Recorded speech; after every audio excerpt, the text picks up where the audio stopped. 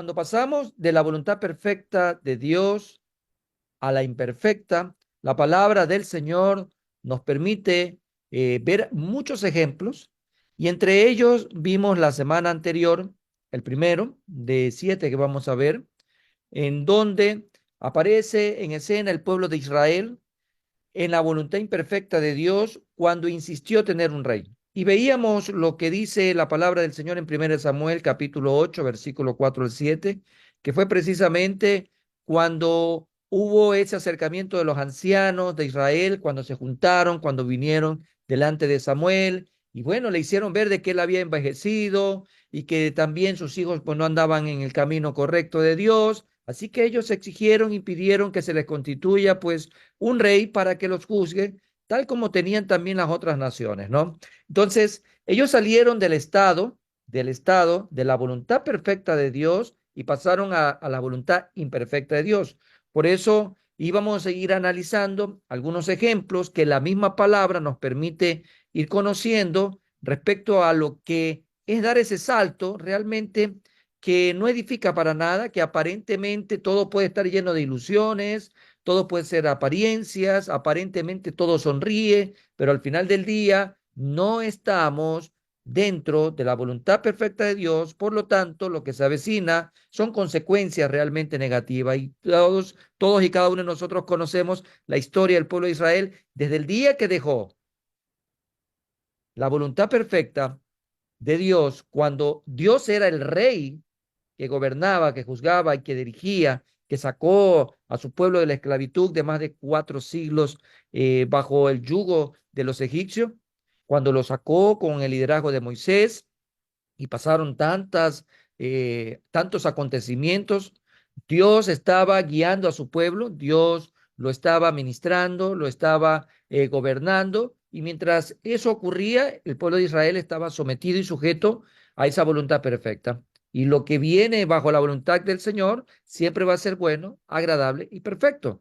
Todo va a estar lleno de bendición. Pero en el momento que ellos decidieron dejar a un lado, hicieron a un lado la voluntad perfecta de Dios, exigieron ahora que un hombre los gobierne, que un hombre los juzgue, viendo alrededor de lo que pasaba con otros pueblos, pues bueno, lo único que vino para Israel fue realmente cosas muy desagradables. Desde el primer instante que un hombre comenzó a reinar en Israel, lo único que probó Israel fue cosas negativas, muy negativas. Y la historia que usted y yo podemos incluso incursionar en ella a través del marco bíblico, se va a dar cuenta de que lo que enseña la palabra es que a Israel no le fue bien.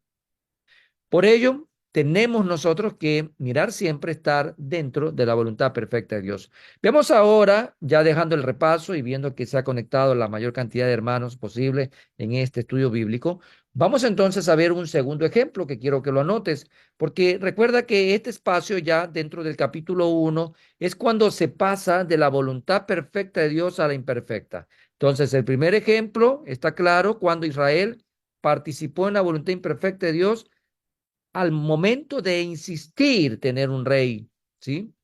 Distinto al que tenía, tal como tenían las demás naciones. Veamos entonces el segundo ejemplo, Balaán. Balaán quedó fuera de la voluntad de Dios perfecta cuando solicitó con insistencia una oportunidad para profetizar al rey de Moab. Este es otro ejemplo que nos deja la palabra del Señor. El Señor le había hecho a este hombre una aclaración. Dios le había aclarado a Balaán que él, refiriéndose a Dios mismo, no quería que tuviera ninguna relación con Balac, rey de Moab. Eso fue muy enfático en lo que establece la palabra del Señor en el libro de Números, capítulo 22.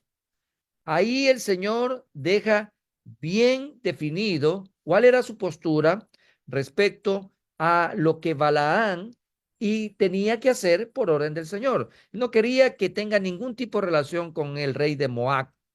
Sin embargo, Balaán en realidad quería tener algo de dinero, algo del dinero de Balac, porque Balac le había ofrecido una recompensa importante por un servicio al cual estaba demandándole a Balaam.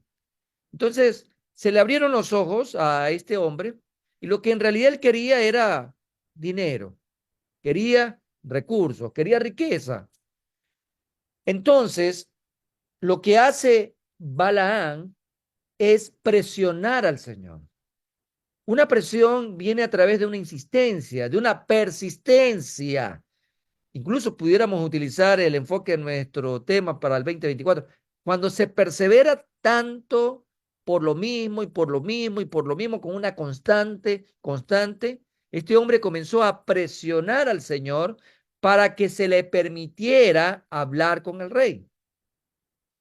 Al final del día, el Señor le dijo que debería ir e incluso le aconsejó sobre cómo debía hablar con ellos.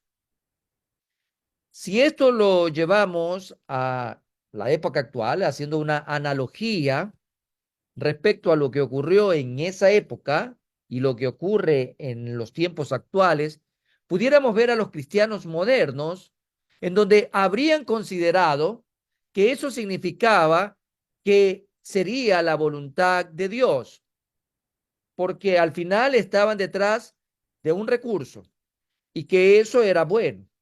Cuando nosotros vemos recursos o cuando vemos riqueza, el sentido natural del ser humano es que es bendición y que eso es bueno y que eso va a ser agradable y que va a haber la disponibilidad para muchas cosas. En ese sentido, los cristianos modernos habrían considerado que eso significaba que esa era la voluntad de Dios. Sin embargo, este pasaje que vamos a ver a continuación está registrado en la palabra, está en el canon bíblico. Dios permitió que este registro quedara fielmente ahí para advertirnos que parecerá por apariencia que Dios permite hacer las cosas a nuestro modo cuando Él sabe que estamos llenos de rebeldía. Y quiero nuevamente recapitular esto.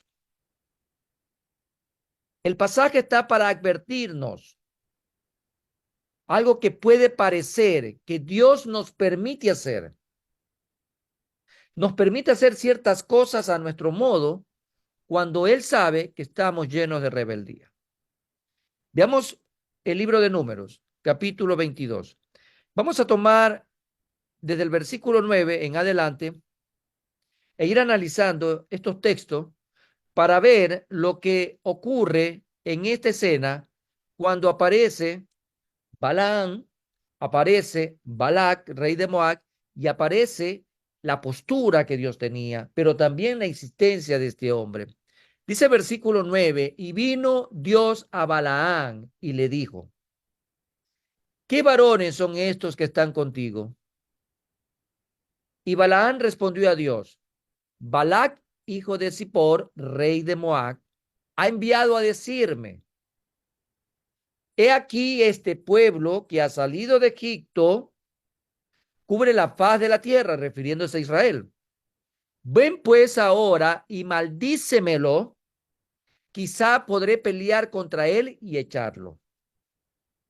Entonces, hasta aquí vemos la interacción en donde Dios le hace una pregunta a Balaán. Balaán da a conocer por qué razón estaba hablando con estas personas ante el pedido del rey de Moab. El versículo 12 manifiesta, entonces dijo Dios a Balaán, vemos nuevamente lo que Dios refiere a este hombre, no vayas con ellos, ni maldigas al pueblo, porque bendito es. El Señor lo deja bien claro, tanto para el idioma en aquella época que Balaán entendía, como para el nuestro hoy en la traducción al español. Es importante siempre prestar atención a lo que Dios dice. Y Dios dijo a Balaán, no vayas con ellos. Pero también le dice, ni maldigas al pueblo, porque bendito es Israel, en otras palabras. Bendito es Israel. Versículo 13 dice, así Balaán se levantó por la mañana, aparentemente Balaán estaba obedeciendo lo que Dios había dispuesto, porque se levantó por la mañana y dijo a los príncipes de Balac: volveos a vuestra tierra, porque Jehová no me quiere dejar ir con vosotros. Porque Jehová no me quiere dejar ir con vosotros. Más o menos como cuando un hijo quiere salir a hacer alguna actividad con sus amigos, hacer deporte, hacer esto, y pide permiso y el padre da una orden y fácilmente va a decirle a los amigos que el papá o la mamá no los deja salir.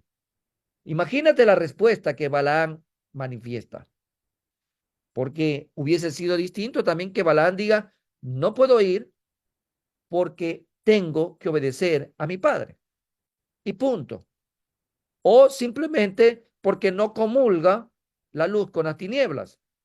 O simplemente porque no hay ningún tipo de relación con tu pueblo. Pero bueno, son supuestos en una respuesta hipotética que es la que se hubiese esperado que un hombre realmente consagrado y en obediencia al Señor, sometido a la voluntad del Señor, hubiese manifestado. Pero bueno, aquí se deja ver la respuesta de Balaam: porque Jehová no me quiere dejar ir con vosotros. Bueno, dice el versículo 14: y los príncipes de Moab se levantaron y vinieron a Balac y dijeron: Balaam no quiso venir con nosotros. Volvió Balac a enviar otra vez más príncipes y más honorables que los otros, los cuales vinieron a Balaam y le dijeron: así dice Balac, hijo de Zippor, te ruego que no dejes de venir a mí. Hubo una insistencia.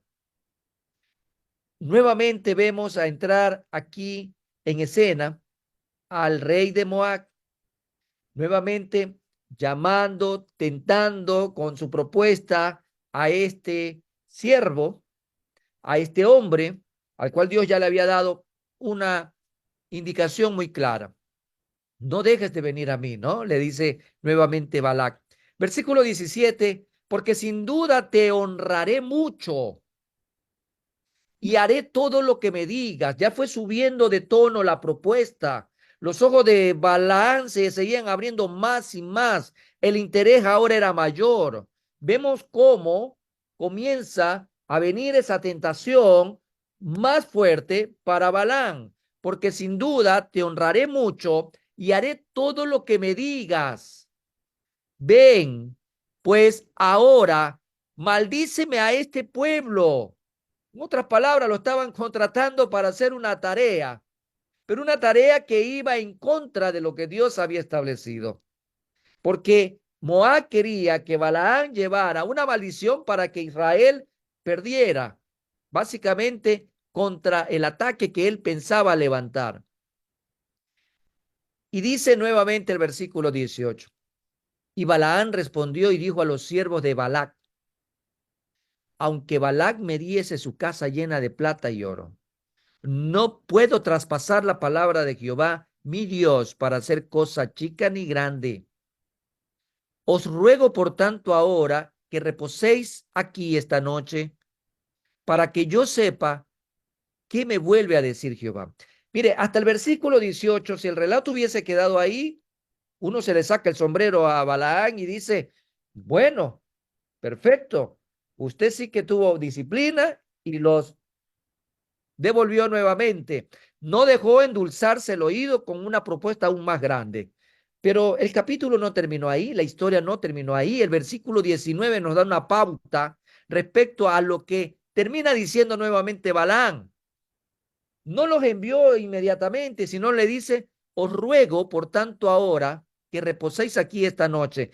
Abrió nuevamente la oportunidad, porque dice ahí: para que yo sepa qué me vuelve a decir Jehová. El Señor ya lo había dicho.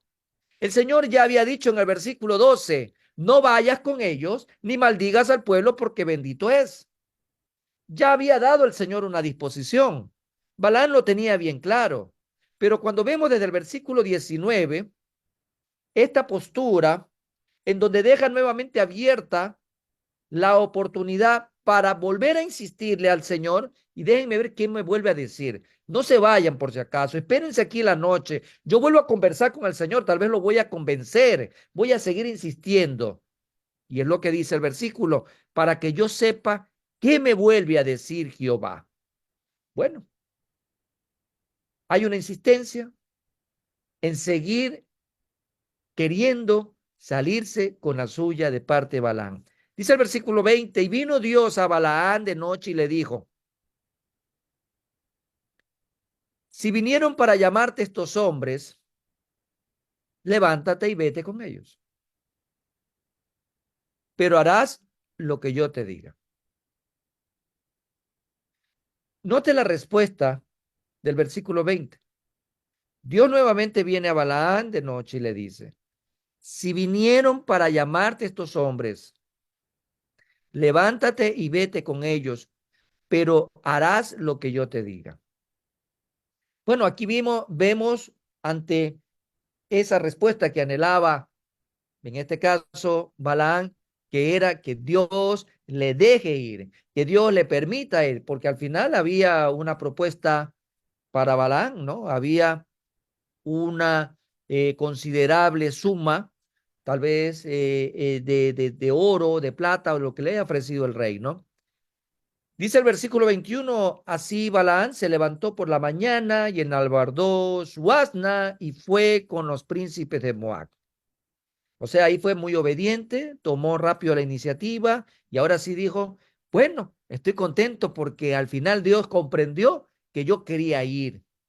Y dice versículo 22, y la ira de Dios se encendió porque él iba. Y la ira de Dios se encendió porque él iba. Y el ángel de Jehová se puso en el camino por adversario suyo. Iba pues él montado sobre su asna y con él dos criados suyos.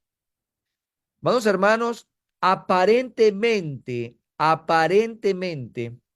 podemos ver este texto y podemos analizar todo el capítulo 22, en donde lo que existía era una advertencia. Había una advertencia. Mientras Balaán se hubiese mantenido en el lugar donde Dios le dijo que se quede, que se mantenga, que no vaya, él iba a estar en la voluntad perfecta de Dios. Pero ante la insistencia, ante la persistencia, ante lo renuente que era este hombre respecto a que no le satisfacía lo que Dios le contestaba, él siguió insistiendo. Muchas veces nosotros caemos en el mismo plano que Balaán. Sabemos que la respuesta que Dios nos ha dado no nos agrada. Bueno, no siempre lo que Dios nos va a responder va a agradar a nuestra carne, porque nuestra lucha es no es contra carne ni sangre, sino contra huestes y potestad de maldad. En sí mismo, la lucha interna nuestra entre el espíritu y la carne. Cuando Dios nos da una respuesta, siempre va a ser a favor de nuestro espíritu, amados hermanos. Desde el punto de vista espiritual, el Señor sabe qué es lo que más nos conviene. Pero estamos también muy claros que a la carne no le gusta cuando Dios te da un alto. Y vemos en este sentido que lo que pareciera que Dios nos permite hacer las cosas a nuestro modo, Él está plenamente consciente de que tú y yo estamos llenos de rebeldía. El corazón de Balaán estaba lleno de rebeldía. Había rebeldía y pasó de lo perfecto a lo imperfecto. Lo perfecto es obediencia, sometimiento, consagración, hacer la voluntad de Dios. Lo imperfecto es pasar al otro lado y hacer mi voluntad. Cuando usted hace su voluntad, Dios se lo está permitiendo, pero al final usted tiene que comprender algo. Usted puede elegir las decisiones, pero jamás podrá escoger las consecuencias, porque las consecuencias vendrán por estar en el lado equivocado. Cuando usted se pone del otro lado de lo imperfecto, usted tiene que saber que no va a poder escoger jamás consecuencias.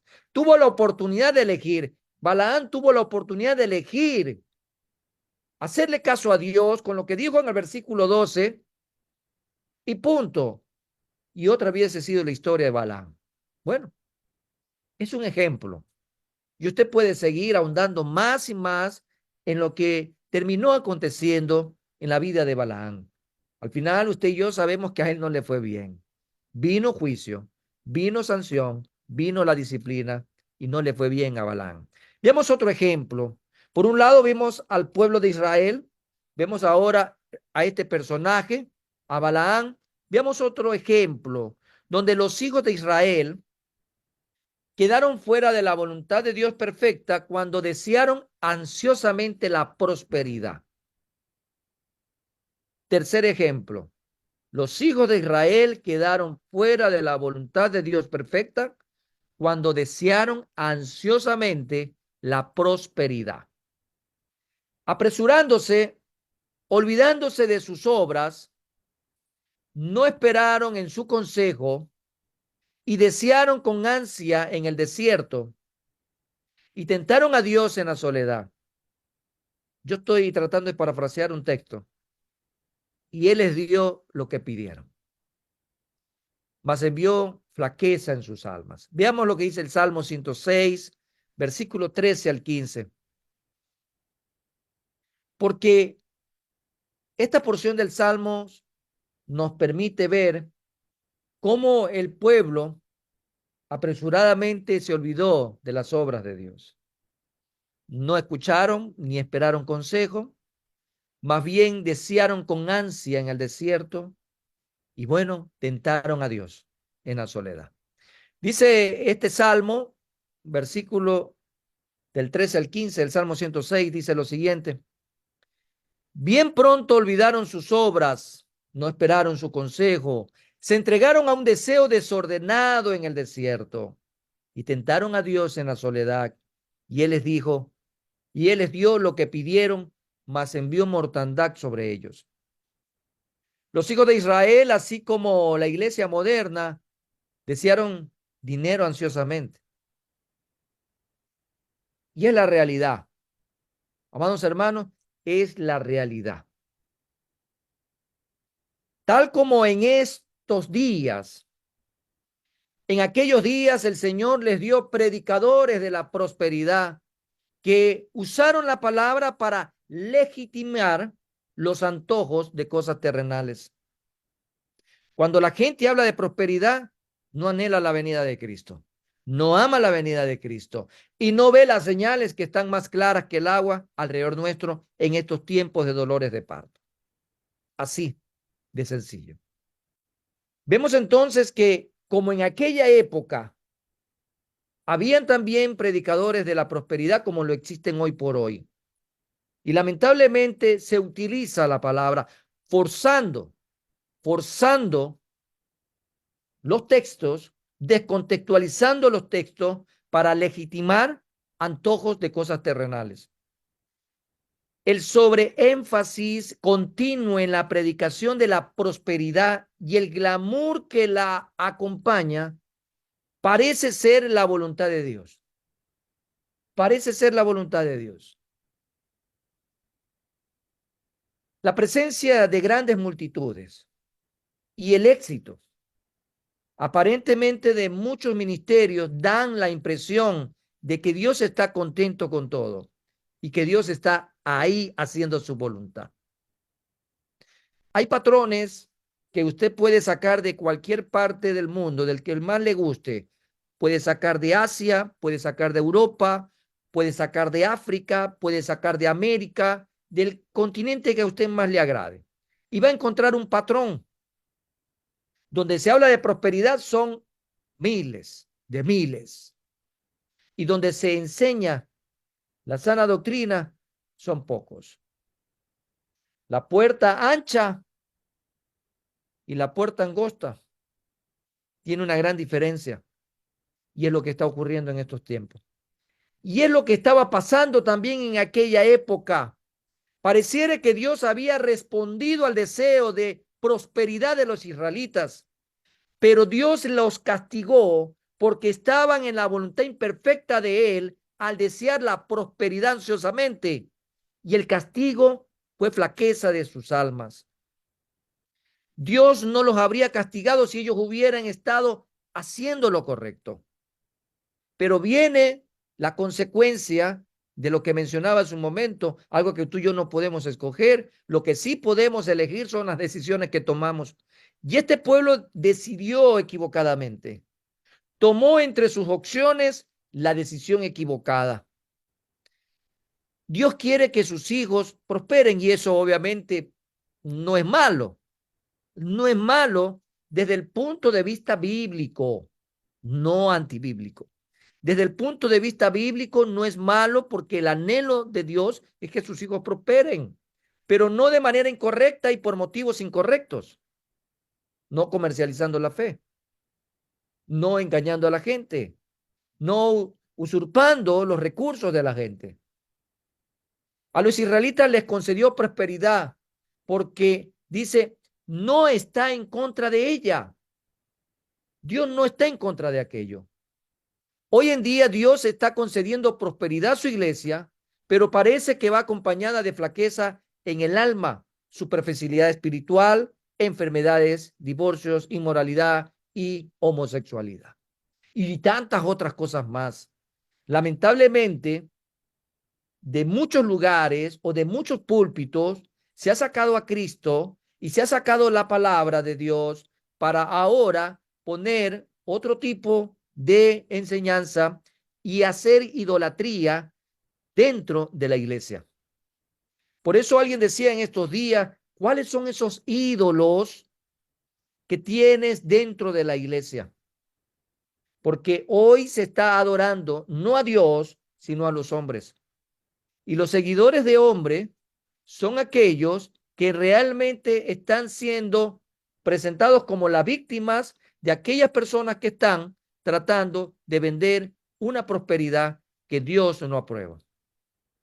Tengamos cuidado de lo que obligamos a Dios a darnos, porque es posible que no estemos contentos con los castigos o con las consecuencias que acompañan al hecho de insistir en hacer las cosas a nuestra manera.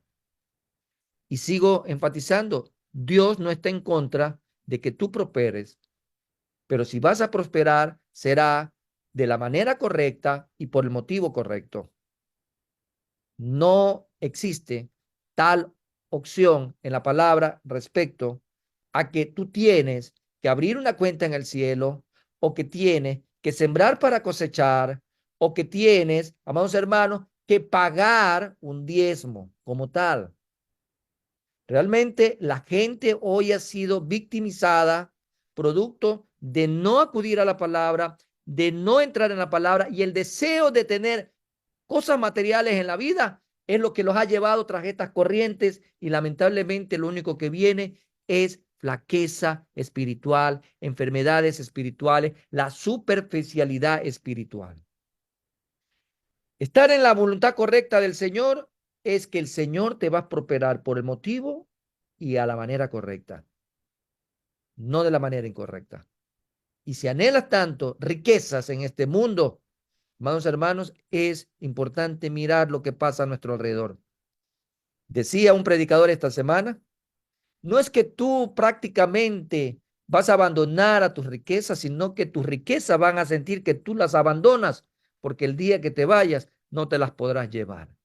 Así que, amados hermanos, si vamos a anhelar riquezas, sobre todo, pongamos todo el énfasis, la pasión, toda la vehemencia para que nuestras riquezas estén en la eternidad. Veamos otro ejemplo, amados hermanos, de cuando se pasa de la voluntad perfecta a la voluntad imperfecta. Vemos ahora a los hijos de Israel cuando participaron en la voluntad permisiva de Dios, cuando obligaron a Aarón a hacer un becerro. Vemos acá también una voluntad imperfecta, o también como la definimos la semana pasada, voluntad permisiva de Dios. Acuérdense que ya Israel había salido de Egipto y estaban en el desierto, esperando instrucción de parte de Dios. Dios llamó a Moisés al monte y bueno, parece que pasó un buen tiempo y el pueblo se desesperó. Lamentablemente el pueblo se desespera con facilidad. En ese contexto, al parecer los hijos de Israel hicieron las cosas a su manera cuando le demandaron a Aarón que les hiciera dioses que lo guiaran. ¿Le suena la historia similar a lo que ocurrió en el tiempo cuando vemos a un pueblo que agolpa en contra de Samuel y le pide que un rey los gobierne, ¿no? Ahora acá no estaban pidiendo precisamente un rey como las demás naciones, sino que ahora querían dioses para que los guiaran. Bueno, cuando Aarón les hizo el becerro, seguramente pensaron que Dios había iniciado una nueva religión que implicaba la adoración a ídolos, porque Aarón estaba obedeciendo al pueblo, tal vez por presión, tal vez porque se sintió amenazado, tal vez porque sintió que podía peligrar su vida. Bueno, ¿cuál habrá sido realmente la razón? Bueno, Dios sí conoce el corazón del hombre y a perfección sabía lo que había en el corazón también de Aarón y sabía lo que había en el corazón de todo el pueblo. Entonces, la lectura que recibe probablemente el pueblo es que pensaron de que Dios había iniciado entonces una nueva manera de adorar porque estaba implicado Aarón. Los israelitas se entusiasmaron con su nueva religión. Y debido a la participación de Aarón, ellos supusieron que Dios había aprobado lo que hacían. Pero ellos no estaban en la voluntad de Dios, aun cuando un hombre de Dios parecía haberlos dirigido, porque el que quedó a cargo del pueblo fue Aarón, como segundo al mando ante la ausencia de Moisés. Y entonces el pueblo dijo, bueno, esto viene de Dios, quien nos está guiando y quien nos hizo el becerro es Aarón, pues. Entonces esto viene de Dios. Entonces vamos a aplaudir, vamos a adorar, vamos a cantar, vamos a adorar al ídolo porque un hombre de Dios aparentemente estaba dirigiendo todo esto.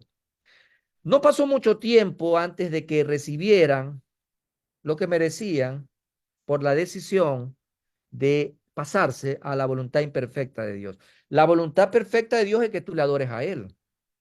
A Dios no le agrada que tú estés adorando ídolos. A Dios no le agrada compartir su gloria con nadie. Dios es celoso. Dios es fuego consumidor. Mientras tú le adores a Él, estás en la voluntad de Dios. Estás en la voluntad perfecta. Pero cuando tú cruzas la línea y aparentemente estás en la voluntad permisiva de Dios y tú crees, esto viene de Dios. Mucha gente está adorando dentro de la iglesia ídolos, dentro de su familia ídolos, dentro de su trabajo ídolos, e incluso mucha gente se ha idolatrado a sí mismo. Y hay que tener en cuenta todo esto. Veamos qué dice Éxodo capítulo 32, versículo del 1 al 4, donde encontramos todo lo que pudo experimentar el pueblo de Dios al dar este paso. Y de ahí vamos a ver Salmos 106, versículo 19 al 23. Veamos entonces primero Éxodo 32, 1 al 4, y dice la palabra del Señor. Viendo el pueblo que Moisés tardaba en descender del monte, se acercaron entonces a Aarón y le dijeron, levántate, haznos dioses que vayan delante de nosotros, porque a este Moisés, el varón que nos sacó de la tierra de Egipto, no sabemos qué le haya acontecido. O sea, a la larga ya habían cafeteado a Moisés, ahora obligaban a Aarón a que les hagan dioses, ¿sí? Que vayan delante de ellos. Siempre el ser humano tiene esa necesidad almática, ¿no? Es una necesidad de adorar. Lamentablemente, adoran lo que no deben de adorar cuando nuestro llamado es adorar a Dios. Dice versículo 2, y Aarón les dijo, vemos que entre el versículo 1 y 2 no hay manera de ver cuál fue la postura o la reacción de este hombre llamado Aarón, sino que de manera inmediata nos deja el canon bíblico y Aarón les dijo, apartad los arcillos de oro que están en las orejas de vuestras mujeres, de vuestros hijos y vuestras hijas, y traédmelos. No vemos una postura de resistencia. Aarón no cuestionó, Aarón no los llevó a reflexionar, sino que simplemente tráiganme todo lo que les estoy pidiendo, tráemelo a mí, ¿no? Versículo 3 dice, entonces todo el pueblo apartó los arcillos de oro, muy obediente el pueblo, que tenían en sus orejas y los trajeron a Aarón, obediente. Ahí sí, obediencia a la perfección. Obediencia a la perfección. Versículo 4 dice, y él los tomó de las manos de ellos y le dio forma de con buril e hizo de ello un becerro de fundición. Entonces dijeron, Israel, estos son tus dioses, que te sacaron de la tierra de Egipto. Amados hermanos, aquí hay muchas lecciones, muchas lecciones. El ejemplo más grande que hay aquí es la ingratitud. La ingratitud. Mire lo que dice este versículo. Entonces dijeron Israel, estos son tus dioses que te sacaron de la tierra de Egipto. Bueno, no sé quién era más responsable que quién aquí, si Aarón o el pueblo que lo presionó, pero el pueblo fue testigo de lo que pasó en Egipto y cómo la historia de los 4 siglos había evidenciado que ellos habían sido realmente explotados. Esa gente sufrió, esa gente fue oprimida, esa gente no tenía vida, amados hermanos, esa gente era esclava, eran objetos, eran objetos. Sin embargo, cuando apareció Moisés en escena, Dios manifestó a través de 10 plagas su poder. Y para cerrar con broche de oro, el Señor permitió que en el Mar Rojo todo el ejército y el faraón incluido mueran. El pueblo vio, el pueblo tenía ojos, el pueblo tenía memoria, el pueblo tenía capacidad. Esto era fresquito, amados hermanos. No es que habían pasado 3, 4 siglos y el pueblo se había olvidado de generación en generación. Era a la vuelta de la esquina que había pasado aquello. No fueron dioses hechos por la mano del hombre los que sacó a Israel de Egipto. Fue el Dios Todopoderoso, manifestó grandes prodigios y señales. Sin embargo, este pueblo ingrato exigió a Aarón que les hiciera dioses para que ellos puedan adorar. ¿Cuántas veces, amados hermanos, la palabra entra por aquí y sale por acá y a la vuelta de la esquina volvemos a lo que hacíamos en Egipto, a lo que hacíamos en Lodebar, lo que hacíamos en el mundo, lo que hacíamos en la vida vieja? Nos desesperamos con facilidad.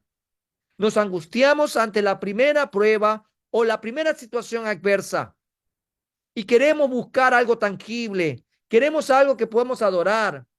Vamos, hermanos, la palabra es muy clara e incluso Isaías 44, un hermoso capítulo, invita a todo el mundo a reflexionar respecto a los ídolos.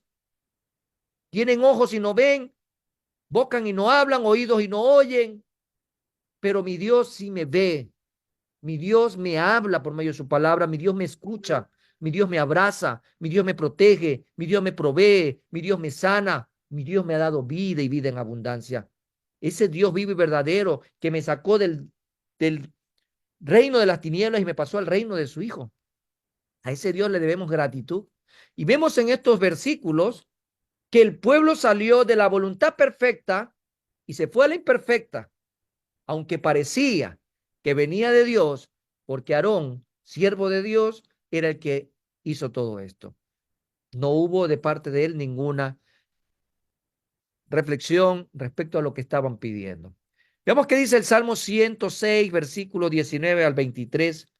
Después de mucho tiempo, el salmista nos invita a ver lo que pasó en esa época. Hicieron becerro en Orec. Se postraron ante una imagen de fundición. Así cambiaron su gloria por la imagen de un buey que come hierba. Eso es fuerte, hermanos, fuerte. Versículo 21 dice, olvidaron al Dios de su salvación, que había hecho grandes o grandezas en Egipto.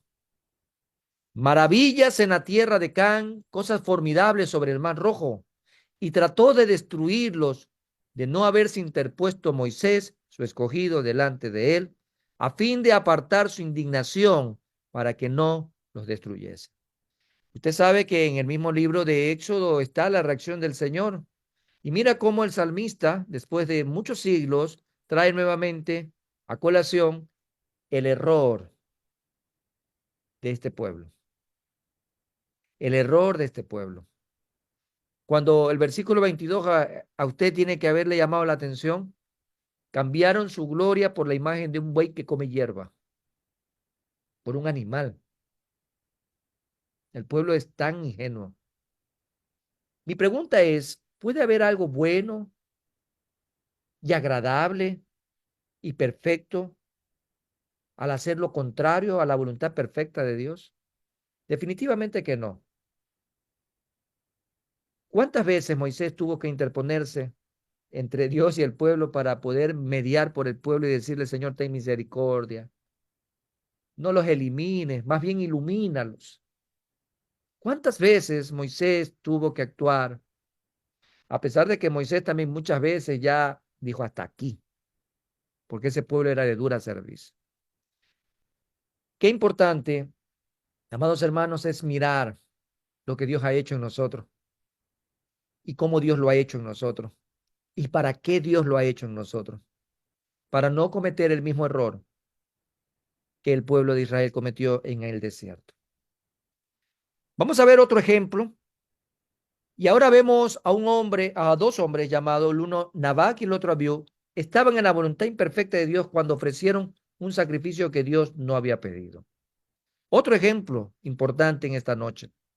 Ofrecer sacrificios al Señor es algo bueno y exactamente eso es lo que hicieron Nabac y Abiú. Ofrecieron sacrificio al Señor. Ellos ofrecieron sacrificios al Señor, pero Dios no estaba complacido con ellos. En realidad murieron a causa de ello. Una vez más vemos a personas hacer cosas aparentemente para Dios, pero recibir castigo por ellas debido a que no era la voluntad perfecta de Dios. Este ejemplo es corto. Dice Levítico 10 del 1 al 2 lo siguiente. Levítico capítulo 10 versículo 1 y 2. Nabac y Abiú, hijos de Aarón. Mire, va a la línea. Hijos de Aarón. Tomaron cada uno su incensario y pusieron en ellos fuego, sobre el cual pusieron incienso y ofrecieron delante de Jehová fuego extraño, que él nunca les mandó. Y salió fuego de delante de Jehová y los quemó y murieron delante de Jehová. Fin del ejemplo. Sencillo. La palabra está ahí indicándonos que el Señor nunca les mandó a hacer eso a ellos. Nunca les mandó a hacer eso a ellos. A veces nosotros estamos creyendo que le hacemos favores a Dios. Señor, este día te voy a hacer el favor, te voy a ayudar en algo. Voy a hacer esto por ti. Lo voy a hacer a mi manera. Debemos de recordar que Levítico nos enseña paso a paso todas las indicaciones que Dios había dado. Era la ley. Explicado respecto a todo lo que usted se puede imaginar, amados hermanos, respecto a cómo debía conducirse el pueblo. Hasta las normas de higiene estaban establecidas en Levítico. Hasta las normas de higiene, paso a paso, todo lo que se tenía que hacer, tal como Dios lo había demandado. ¿Y qué es lo que tenía que hacer todo aquel integrante del pueblo de Israel? Hacer lo que Dios había mandado. Dios no le había pedido nada extraordinario ni nada fuera de lo que él había establecido. Aquel que se va en contra de lo que Dios ha establecido, entonces está fuera de la voluntad de Dios. Usted puede ver en este mundo y en este sistema, en esta sociedad, alrededor suyo, cuántas cosas los seres humanos están haciendo en contra de la voluntad de Dios. Mire usted la cantidad de ejemplos que podemos tener en el día a día, la cantidad de ejemplos respecto a lo que el hombre cree que es mejor lo que está haciendo que lo que Dios había definido, de lo que Dios había definido. Cuando vemos a un hombre que busca una mujer y que se va al matrimonio, ¿cómo le llama a Dios a eso? Bueno, pero el hombre hoy dice que eso no es precisamente bueno porque coarta el derecho a la libertad de amar. Entonces el hombre propone otro tipo de uniones matrimoniales. Hermanos, hermanos, el ejemplo más básico que hay ¿Cómo nos vamos a multiplicar? ¿Cómo nos vamos a reproducir? Usted necesita para un tigre, una tigresa. Así de sencillo, ¿no? Si usted tiene un perro, necesita una perra. Si usted tiene un caballo, necesita una yegua. Así usted va a ir buscándole a cada uno su par ordenado. Si usted tiene un hombre, necesita una mujer. Y si es una mujer, necesita un hombre. Así que el orden de los factores no va a afectar al final del día el producto. Al final lo que quiero decir, amados hermanos, que todo aquello que el hombre llama malo, cuando Dios lo llama bueno, al hombre le va a ir mal. Al hombre le va a destruir. Al hombre lo va prácticamente a terminar de raer por completo. Por eso hay que estar enfocado en la palabra de Dios, tal como el Señor lo ha establecido. Por eso todos esos espacios ideológicos, todos esos movimientos satánicos que solo se cocinan en el mismo infierno y que en las últimas décadas han tratado de buscar protagonismo, lo único que han hecho, amados hermanos, es traer destrucción, destrucción de la identidad del ser humano como tal, como tal. Y nosotros tenemos como iglesia que orar mucho por esta situación. Por eso, regresando a este ejemplo, vemos que ellos hicieron algo que Dios no les había pedido. Y de manera tácita el Señor dijo, fuego de delante de Jehová, los quemó, murieron y cambió la página. Aquí no se hace lo que ustedes quieren, aquí se hace lo que yo digo. Yo soy el soberano, punto. Punto y coma. Continuamos, dice el Señor. Vamos a continuar con otro ejemplo. Veamos a Abraham. ¿A quién no le gusta ver el ejemplo de Abraham y las consecuencias hasta el día de hoy? Abraham participó de la voluntad imperfecta de Dios cuando produjo un heredero por medio de la esclava, por medio de Agar. Abraham ocasionó todo tipo de problemas en su vida cuando tuvo un hijo con Agar. Y esos problemas tienen consecuencias hasta el día de hoy. Ya llevamos más de 4 meses, amados hermanos, de lo que está pasando en la franja de Gaza. Un problema que no es de ahora, no es de 4 meses, no es de los últimos 70 años. Es un problema que data desde esa época, en el tiempo de Abraham. Dios no le dijo que tuviera un hijo con Agar. ¿En qué momento Dios le dijo, Abraham, anda y llégate a la esclava y ten un hijo con ella? En ninguna parte lo decía. Dios nunca le dijo eso a Abraham. Pero él quiso complacer a su esposa. Qué hombre más complaciente, ¿no? Yo creo que todos los hombres tratamos de complacer a nuestra esposa. Creo que cada uno de nosotros aquí, los que ya tienen la bendición del Señor de ser casados y tener una esposa a su lado, alcanza la benevolencia de Jehová. Pero amados hermanos, ni siquiera tu esposa debe de llevarte a hacer lo contrario a lo que Dios te ha dicho que hagas. Ni siquiera tu esposa. Este hombre, por complacer a Sara,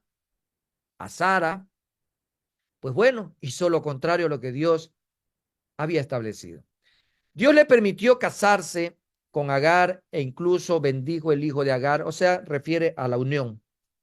Pero esa no era la voluntad perfecta de Dios, porque Dios le había dicho que iba a convertirlo en padre de muchas naciones, pero por medio de Sarai, no por medio de la esclava, sino por medio de la promesa. La promesa era a través de Sara, o como en aquella época también se la conocía como Sarai y Abraham. Dice versículo 1 y 2 de Génesis 16, Sarai, mujer de Abraham, no le daba hijos. Otra vez nos desesperamos. No aprendemos a escuchar las promesas del Señor y nos desesperamos a la vuelta de la esquina. Otra vez, un ejemplo de desesperación del hombre. Y ella tenía una sierva egipcia que se llamaba Agar. Dijo entonces Sarai a Abraham, ya ves que Jehová me ha hecho estéril, te ruego, te ruego. Imagínense, a don Abraham le estaban rogando, pues que te llegues a mi sierva. Quizá tendré hijos de ella. Y atendió Abraham muy agenciosamente y muy rápidamente y muy velozmente al ruego de Sarai. Muy parecido a lo que le ocurrió a Aarón cuando el pueblo le pidió que le hagan dioses para que ellos lo adoraran, ¿no? Vemos acá también en qué momento Abraham contrarrestó esta propuesta o la llevó a la exhortación y le dijo, a ver, Sarai, por favor, esperemos en la promesa de Dios. Aprendamos a esperar en la promesa de Dios. No hagamos lo contrario a lo que Dios nos ha pedido. ¿Qué te pasa, mujer? ¿Por qué no vemos en la vida de Abraham también esa postura? ¿Por qué no lo vimos también en la vida de Aarón? Vamos, hermanos, muchas veces nosotros nos dejamos gobernar porque nos desesperamos y probablemente Abraham también estaba desesperado porque no cuestiona en ningún momento. Yo no veo en ninguna parte de estos dos versículos que Abraham se haya resistido. No, no se resistió. Si hay alguien que se resistió en algún momento fue José, cuando la mujer de Potifar quiso tener relaciones sexuales con él. Ahí sí hay resistencia. Ahí él huyó y dijo, prefiero agradar a Dios que agradar a esta mujer. Pero acá no vemos esa postura, no lo vimos en el tiempo de Aarón. Los ejemplos son claros, amados hermanos. ¿Cuáles son las consecuencias de lo que hizo Abraham al hacerle caso más a la esposa que a Dios? Hasta el día de hoy, amados hermanos, millones de personas han muerto a causa de ese acto de desobediencia. Y no estamos juzgando a Abraham, no somos quienes para juzgar a Abraham, pero sí estamos llamados, amados hermanos, con discernimiento espiritual a tomar la experiencia, la lección para nuestras vidas y ver que este ejemplo realmente nos invita a ver cuando alguien deja la voluntad perfecta. La voluntad perfecta era que Abraham esperara en la promesa. Dios había prometido, Dios es fiel, Dios no es hombre para mentir. Vamos a ver, para arrepentirse, Él no se va a arrepentir, no es hijo de hombre para arrepentirse. Él es Dios, Él es fiel, Él promete, Él cumple. Dios promete, amados hermanos, Dios va a cumplir. Este hombre se desesperó. Veamos entonces finalmente el último ejemplo que tenemos en nuestro capítulo 1 para poderlo cerrar. Los hijos de Israel quedaron fuera de la voluntad de Dios perfecta cuando Él les permitió que se divorciaran. Imagínense, hasta el divorcio entra en esto de acá. Para aquellos que tengan planes de divorciarse, piénsenlo bien, ¿ah?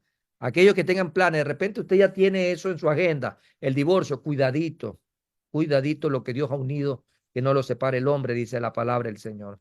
Dios nunca tuvo en mente que el hombre se divorciara.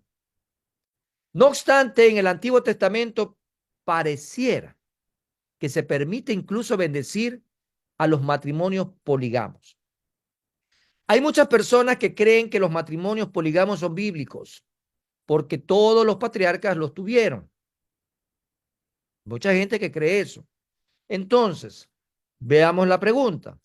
¿Por qué Dios en el Antiguo Testamento parecía tener una actitud ambivalente hacia el divorcio y los nuevos casamientos?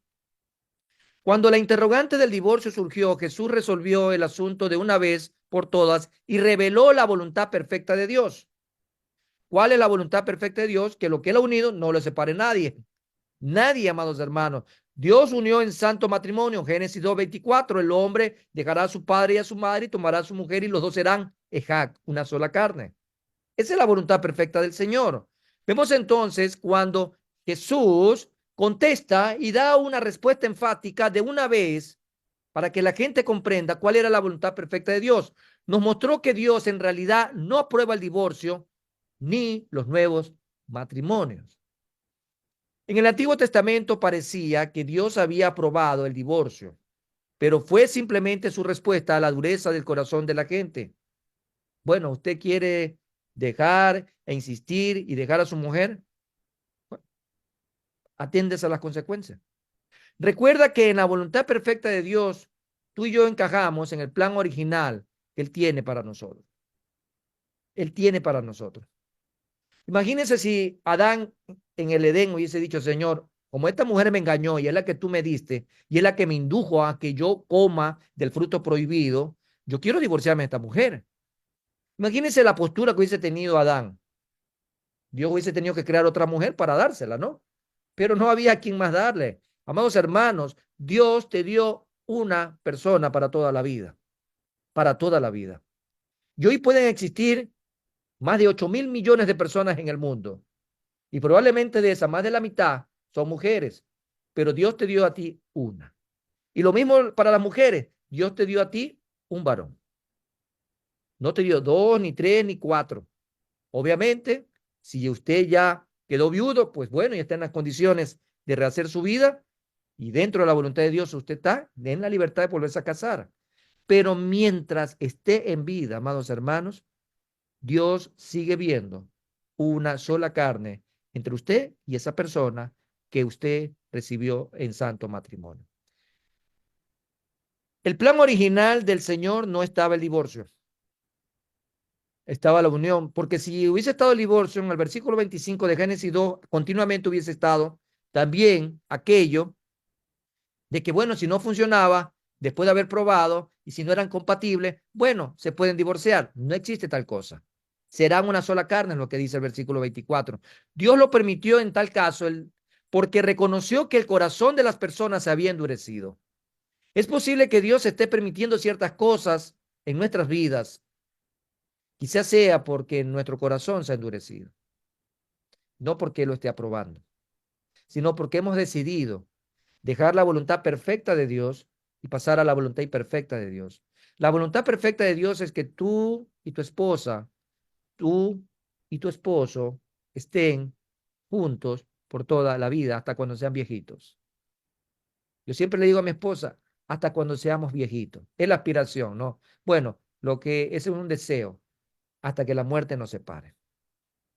Creo que esa es la voluntad perfecta del Señor. Lo que Dios ha unido, no lo separe el hombre. Dice Marcos capítulo 10, versículo 2 al 9, voy a leer de manera muy breve. Y se acercaron los fariseos y le preguntaron para tentarle si era lícito al marido repudiar a su mujer. Él respondió y les dijo, ¿qué os mandó Moisés? Ellos dijeron, Moisés permitió dar carta de divorcio y repudiarla. Y respondiendo Jesús les dijo, por la dureza de vuestro corazón os escribo este mandamiento. Os escribió este mandamiento, perdón. Versículo 6. Pero al principio de la creación, varón y hembra los hizo Dios. Por esto dejará el hombre a su padre y a su madre y se unirá a su mujer y los dos serán una sola carne. Así que no son ya más dos, sino uno. Por tanto, lo que Dios juntó, no lo separa el hombre. Esa es la voluntad perfecta de Dios. La voluntad imperfecta de Dios, en este caso, sería que la gente se divorcia y aparentemente el Señor lo está permitiendo. Una voluntad permisiva. Porque vemos que esa gente que se divorcia continúa con su vida aparentemente, sigue haciendo de la suya, sigue viviendo como quiere y aparentemente no le pasa nada. Las consecuencias de un divorcio son catastróficas, amados hermanos, catastróficas. Lo más doloroso, y no porque no duela un divorcio de una persona que no conozca a Cristo, pero lo más doloroso es ver un matrimonio cristiano, amados hermanos, que se está divorciando. No espere, hermanos, hermanos, el lamento. A la primera señal de problema en su matrimonio, pida ayuda. Busque de Dios, busque consejería. Nuestra iglesia tiene un Ministerio de Matrimonios Edén, que está listo y presto para poder también ayudar a todo aquel que necesita en un momento difícil de su matrimonio consejería. Por eso, amado hermano, estos ejemplos son entre muchos más que hay en la Biblia, unos que hemos querido compartir con ustedes dentro de nuestro primer capítulo, la voluntad perfecta de Dios y la voluntad imperfecta de Dios. Dios bendiga sus vidas, amados hermanos. Muy buenas noches. Shalom.